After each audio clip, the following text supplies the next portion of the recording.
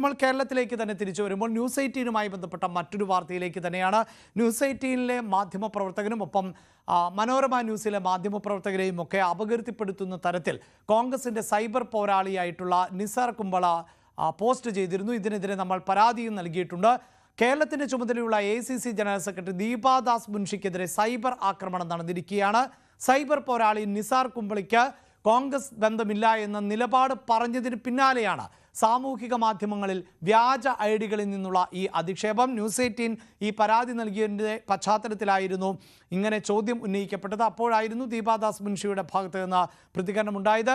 രാഹുൽ മാങ്കൂട്ടത്തിനെതിരായ ലൈംഗിക ആരോപണത്തിൽ വാർത്ത റിപ്പോർട്ട് ചെയ്തതിൻ്റെ പേരിൽ മാധ്യമപ്രവർത്തകർക്കും കോൺഗ്രസ് നേതാക്കൾക്കും എതിരെ സാമൂഹിക മാധ്യമങ്ങളിൽ നിസാർ കുമ്പിള മോശം പരാമർശം ആവർത്തിച്ചിരുന്നു. അതേസമയം ഇടതുപക്ഷത്തെ പിന്തുണച്ച NSSനെ അനുനയിപ്പിക്കാനുള്ള നീക്കം തുടർന്നിരിക്കുകയാണ് കോൺഗ്രസ്. പെരുന്നയിലെ NSS ആസ്ഥാനത്തെത്തിയ Thiruvanchoor Radhakrishnan general secretary G Sukumaran നായരുമായി കൂടിക്കാഴ്ച നടത്തി. നേരത്തെ PJ കുര്യനും കൊടിക്കുന്നിൽ സുരേഷും NSS ആസ്ഥാനത്ത് എത്തിയിരുന്നു. രാഷ്ട്രീയ വിഷയങ്ങൾ ചർച്ചയായില്ല എന്ന് പറയുന്നില്ല എന്നായിരുന്നു തിരുവഞ്ചൂരിൻ്റെ പ്രതികരണം. സുകുമാരൻ നായരെ അനുകൂലിച്ചും എതിർത്തും തിരുവനന്തപുരത്ത് പ്രകടനവും ഫ്ലെക്സ് ബോർഡുകളും. സുകുമാരൻ നായരുടെ നിലപാടിൽ പ്രതിഷേധിച്ച് NSS നെയ്യാറ്റിൻകര താലൂക്ക് യൂണിയൻ ഓഫീസിന് മുന്നിൽ കരയോഗം പ്രതിനിധികൾ നാമജപ പ്രതിഷേധം നടത്തി.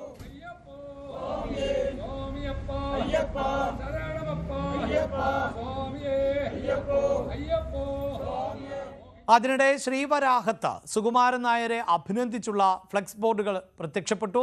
ശ്രീവരാഹം സമുദായ സംരക്ഷണ സമിതിയുടെ പേരിലുള്ള ബോർഡിൽ സുകുമാരൻ നായരുടേത് ധീരമായ നിലപാട് എന്നാണ് കുറിച്ചിട്ടുള്ളത്. ശബരിമലയിലെ ദ്വാരപാലക ശില്പങ്ങളിൽ സ്വർണം പൂശാനായി സ്പോൺസറായ ഉണ്ണികൃഷ്ണൻ പോറ്റി പിരിച്ചത് കോടികൾ എന്ന് സൂചന. വിദേശ മലയാളികൾ ആയ അയ്യപ്പ ഭക്തരിൽ നിന്നും ഇതര സംസ്ഥാനങ്ങളിലെ വ്യവസായികളിൽ നിന്നും പണം പിരിച്ചുവെന്നാണ് സംശയിക്കുന്നത്. വിവാദം ഒഴിവാക്കുന്നതിനായി പിരിച്ച പണത്തിൽ നിന്നും 7 പവന്റെ മാല മാളികപ്പുറം ക്ഷേത്രത്തിന് നൽകി. ഇക്കാര്യങ്ങൾ ദേവസ്വം വിജിലൻസ് വിശദമായി പരിശോധിച്ച് ഉണ്ണികൃഷ്ണൻ പോറ്റിയെ ഉടൻ ചോദ്യം ചെയ്യുമെന്നാണ് വിവരം. ശബരിമലയിൽ കാണിക്കയിൽ ലഭിക്കുന്ന വിലപ്പെട്ട വസ്തുക്കൾക്ക് 99 മുതൽ കൃത്യമായ കണക്ക് സൂക്ഷിക്കുന്നില്ല എന്ന ഹൈക്കോടതിയുടെ നേരത്തെ പരാമർശം ദേവസ്വം ബോർഡിനും സർക്കാരിനും വലിയ തിരിച്ചടിയാണ് ഉണ്ടാക്കിയിട്ടുള്ളത്. കാരണം ഇത്രയധികം വിലപിടിപ്പുള്ള സാധനങ്ങൾ ലഭിക്കുമ്പോൾ കൃത്യമായി അത് എന്ത് ലഭിച്ചാലും മഹസർ രേഖപ്പെടുത്തി സ്ട്രോങ് റൂമിൽ സൂക്ഷിക്കണമെന്നുള്ളതാണ് തിരുവിതാംകൂർ ദേവസ്വം ബോർഡിന്റെ ചട്ടങ്ങളിൽ പറയുന്നത്. പക്ഷേ അതിന് വിരുദ്ധമായി അവിടെ സാധനങ്ങൾ സൂക്ഷിക്കുന്നുണ്ട്. കൃത്യമായ കണക്കില്ല, ഉദാസീനമായ കാര്യങ്ങൾ കൈകാര്യം ചെയ്യുന്നു എന്നാണ് കോടതി വിമർശിക്കുന്നത്. അത് വലിയ തിരിച്ചടി ദേവസ്വം ബോർഡിന് ഉണ്ടാക്കിയിട്ടുണ്ട്. പ്രത്യേകിച്ചും അവിടെ ദ്വാരപാലക ശില്പത്തിലെ സ്വർണ്ണപ്പാളികൾ കാണാതെ പോയി എന്ന വിവാദം കോടതിയുടെ പരിഗണനയിൽ പോയി നിൽക്കുന്ന സമയത്ത് ഇതുകൂടി വന്നത് സർക്കാരിനും ദേവസ്വം ബോർഡിനെയും അക്ഷരാർത്ഥത്തിൽ പ്രതിസന്ധിയിലാക്കുന്നുണ്ട്. മറ്റൊരു പ്രധാനപ്പെട്ട കാര്യമുള്ളത് ഈ സ്വർണ്ണപ്പാളികൾ ദ്വാരപാലക ശില്പത്തിലെ സ്വർണ്ണപ്പാളികൾ കടത്തിക്കൊണ്ടുപോയ സംഭവത്തിൽ കാണാതെ പോയ സംഭവത്തിൽ അത്തരമൊരു പരാതി താൻ നൽകിയ പീഠങ്ങൾ അവിടെ കാണാനെന്ന് പരാതി നൽകിയ ഹൈക്കോടതി അറിയിച്ച ഉണ്ണികൃഷ്ണൻ പോറ്റിയുടെ ഇടപാടുകളിലാണ് ഇപ്പോൾ ദേവസ്വം ബോർഡ് കൂടുതൽ സംശയങ്ങൾ ഉന്നയിക്കുന്നത്. ഇയാൾ വലിയ തുക ഈ സ്വർണ്ണപ്പാളികൾ പൂശാൻ എന്ന പേരിൽ വലിയ തുക പിരിച്ചെടുത്തതായ വിവരം കൂടി ദേവസ്വം ബോർഡിന് ലഭിച്ചിട്ടുണ്ടെന്നാണ് നമുക്ക് മനസ്സിലാക്കാൻ കഴിയുന്നത്. നമുക്ക് ലഭിക്കുന്ന കൃത്യമായ സൂചനകൾ ആ രീതിയിലാണ്.